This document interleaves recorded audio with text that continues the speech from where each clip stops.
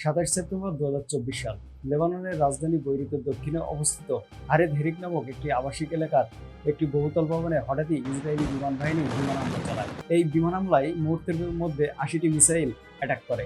এই অ্যাটাকে হিজবুল্লাহ প্রধান হাসান নাসরুল্লাহ সহ হিজবুল্লাহর শীর্ষ কমান্ডার নিহত হয়। Hassan Nasrallah has been killed. Hassan Nasrallah was killed. Hassan Nasrallah was killed. Hasan Nasrullah 1960 সালে 31শে আগস্ট জন্মগ্রহণ করেন। 1992 সালে তার পূর্বসূরি আব্বাস আল মুসাওয়ারি ইসরায়েলি ডিফেন্স ফোর্সেস অর্থাৎ আইডিএফ এর বিমান হামলায় নিহত হন। এরপর হাসান নাসরুল্লাহ হিজবুল্লাহর প্রধান হিসেবে দায়িত্ব গ্রহণ করেন। হাসান নাসরুল্লাহকে আজ সৈয়দ হাসান বলেও ডাকা হতো। তিনি শুরু থেকেই ফিলিস্তিনের পক্ষে এবং ইসরায়েলের বিরুদ্ধে অবস্থান করেন। তার নেতৃত্বের মাধ্যমে হিজবুল্লাহ অধিক শক্তিশালী এবং অধিক জনপ্রিয়তা লাভ করেন। 1993 এবং 1996 সালে ইসরায়েলি বাহিনীর সামরিক অভিযানের বিরুদ্ধে হিজবুল্লাহর প্রধান হাসান নাসরুল্লাহ নেতৃত্ব প্রদান করেন। এই নেতৃত্বের মাধ্যমে তিনি বলিষ্ঠ ভূমিকা পালন করেন। দক্ষিণ লেবানন দখলকারী ইসরায়েলি বাহিনীর উপর ক্রমাগত আক্রমণের মাধ্যমে তিনি ইসরায়েলকে উৎখাত করতে সক্ষম হয়। এছাড়া তিনি 2004 সালে ইসরায়েলকে বাধ্য করে বন্দী চুক্তি করতে। 2006 সালে হিজবুল্লাহ দক্ষিণ লেবানন থেকে ইসরায়েলি বাহিনীর উপর সামরিক অভিযান পরিচালনা করে। এই সামরিক অভিযানে হিজবুল্লাহ ইসরায়েলি সেনাদেরকে হত্যা করতে সক্ষম হয় এবং বন্দী করতে সক্ষম হয়। এই ঘটনার 2 বছর পর 2008 সালে 5 জন লেবানিজ বন্দির বিনিময়ে প্রায় 200 জনের মৃতদেহ ইসরায়েলকে ফেরত দেওয়া হয়। এই সমস্ত ঘটনা তাকে আরো জনপ্রিয় করে তোলে। এই সমস্ত সাফল্যের মধ্যে 1997 সালে ইসরায়েলি বাহিনীর সাথে লড়াই করতে গিয়ে তার 18 বছর বয়সী ছেলে আদি শহীদ হন। 7 অক্টোবর 2023 সালে হিজবুল্লাহ সমর্থিত ফিলিস্তিনের সশস্ত্র গোষ্ঠী হামাস ইসরায়েলের উপর আক্রমণ করে। এই আক্রমণের নাম দেওয়া হয় অপারেশন আল আকসা ফ্লাড। এই হামলায় হিজবুল্লাহ প্রধান হাসান নাসরুল্লাহ হামাসকে অভিনন্দন জানায় এবং সরাসরি হামাসকে সমর্থন দেয়। ফলে ইসরায়েল ও হিজবুল্লাহ তাদের আন্তঃসীমান্তে সংঘর্ষে জড়িয়ে পড়ে।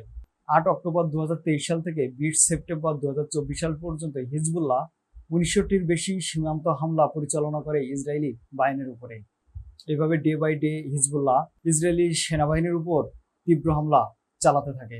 21 অক্টোবর 2023 সাল থেকে 20 ফেব্রুয়ারি 2024 সাল পর্যন্ত জাতিসংঘের অন্তর্বর্তীকালীন বাহিনী রেকর্ড করে যে ইসরায়েলি বাহিনী হিজবুল্লাহকে টার্গেট করে 7948টি মিসাইল নিক্ষেপ করে। এই হামলার বিপরীতে হিজবুল্লাহ ইসরায়েলি বাহিনীর উপর 978টি মিসাইল নিক্ষেপ করে। 2024 সালে এই উত্তেজনা হিজবুল্লাহ এবং ইসরায়েলি বাহিনীর উপর আরো বৃদ্ধি পায় যখন ইসরায়েল 17 এবং 18 সেপ্টেম্বর হিজবুল্লাহকে লক্ষ্য করে পেজার বিস্ফোরণ ঘটায়। পেজার হলো এমন একটি ডিভাইস যেটি একমুখী যোগাযোগ ব্যবস্থায় হিজবুল্লাহ সুরক্ষিত যোগাযোগ ব্যবস্থা গড়ে তোলার লক্ষ্যেই পেজার ব্যবহার করত। এই সুযোগটাকে কাজে লাগিয়ে ইসরায়েল পেজার বিস্ফোরণ ঘটায় হিজবুল্লাহকে লক্ষ্য করে। এই হামলায় 42 জন নিহত হয়, আরো অনেকে আহত হয়। ইসরায়েলি সেনাবাহিনীর এই ধারাবাহিক হামলায় 30 জুলাই 2024 সালে হিজবুল্লাহর শীর্ষ কমান্ডার ফুয়াদ শুকুরকে বিমান হামলার মাধ্যমে হত্যা করা হয়। হিজবুল্লাহ প্রধান হাসান নাসরুল্লাহর নেতৃত্বে হিজবুল্লাহ লেবাননের সেনাবাহিনী থেকে শক্তিশালী ও অধিক জনপ্রিয় হতে থাকে। হাসান নাসরুল্লাহর বক্তব্যে সবসময় ইসরায়েল বিরোধী এবং পশ্চিমা বিরোধী মনোভাব তিনি সরাসরি দেখিয়েছেন। 1992 সালে তাকে হত্যার চেষ্টা করা হয়, কিন্তু সেটি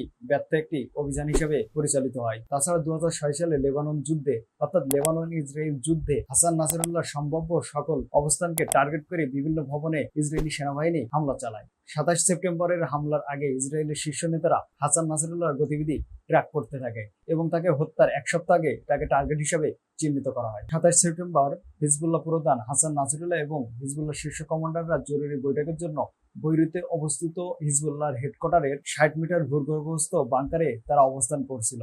তারা এখানে বৈঠকের মূল উদ্দেশ্য ছিল এখান থেকে পরবর্তী পরিকল্পনা প্রণয়ন করা ইসরায়েল বাহিনীর উপর কি পরিমাণ হামলা করা যেতে পারে। এই সুযোগটা ইসরায়েলি বাহিনী আইডিএফ ব্যবহার করে। বিভিন্ন আন্তর্জাতিক গণমাধ্যমের প্রতিবেদনে উঠে আসে যে হাসান নাসরুল্লাহর অবস্থান নিশ্চিত করেন একজন ইরানি গুপ্তচর। তার অবস্থান নিশ্চিতের পরপরই 27 সেপ্টেম্বর ইসরায়েলি বিমান বাহিনী হিজবুল্লাহ সদর দপ্তরে এয়ার স্ট্রাইক পরিচালনা করে। এই এয়ার স্ট্রাইকে আমেরিকার তৈরি ফাইটার জেট F-16 এবং ফাইটার জেট F-15 ব্যবহার করা হয়। এই হামলায় মিনিটের ভিতরে 80টি মিসাইল ছোড়া হয় হিজবুল্লাহ সদর দপ্তরকে লক্ষ্য করে, যার পরিমাণ ছিল 80 টনের উপরে। আমেরিকান সামরিক বিশেষজ্ঞ মার্ক ক্যালির মতে এই 80টি বোমার মধ্যে 15টিরও বেশি বোমা ছিল মার্ক 84 200 পাউন্ড বোমা, যেটি F-16 ব্যবহার করে নিক্ষেপ করা হয়। অপরদিকে F-15 যুদ্ধ বিমান ব্যবহার করে আমেরিকার তৈরি বাংকার ব্লাস্টার BLU-109 বোমা নিক্ষেপ করা হয়। এই হামলার পরে 4টি ভবন পুরোপুরি বিধ্বস্ত হয়। এই হামলার পরে 30 কিলোমিটার পর্যন্ত দূরেও কম্পন অনুভূত হয়। মুহূর্তেই তৈরি হয় একটি বড় গর্ত। 28 সেপ্টেম্বর আইডিএফ দাবি করে যে তারা হাসান নাসরুল্লাহকে হত্যা করতে সমর্থ হয়েছে। হামলার 2 দিন পর হাসান নাসরুল্লাহর মৃতদেহ অক্ষত অবস্থায় উদ্ধার করা হয়। তার দেহ অক্ষত থাকার কারণ হিসেবে ধারণা করা হচ্ছে যে এই হামলায় যে স্থির শক্তি তৈরি হয়েছিল সেই স্থির শক্তির কারণে হাসান নাসরুল্লাহ মৃত্যুবরণ করেন। এই হামলায় মোট 33 জন নিহত হন। হাসান নাসরুল্লাহ সহ হিজবুল্লাহ দক্ষিণ ফ্রন্টের কমান্ডার আলী কারাকি এবং ইসলামী রেভলিউশনারি গার্ড কর্পস এর ডেপুটি কমান্ডার ও আল কুদস ফোর্সের কমান্ডার আব্বাস নীল ফারৌসান নিহত হয়। হাসান নাসরুল্লাহ সুদীর্ঘ 32 বছর হিজবুল্লাহকে নেতৃত্ব প্রদান করেছেন। এই হামলায় একজন হাসান নাসরুল্লাহ নিহত হন নাই। মূলত মুসলিম বিশ্বের একজন সুযোগ্য নেতা শহীদ হয়েছেন।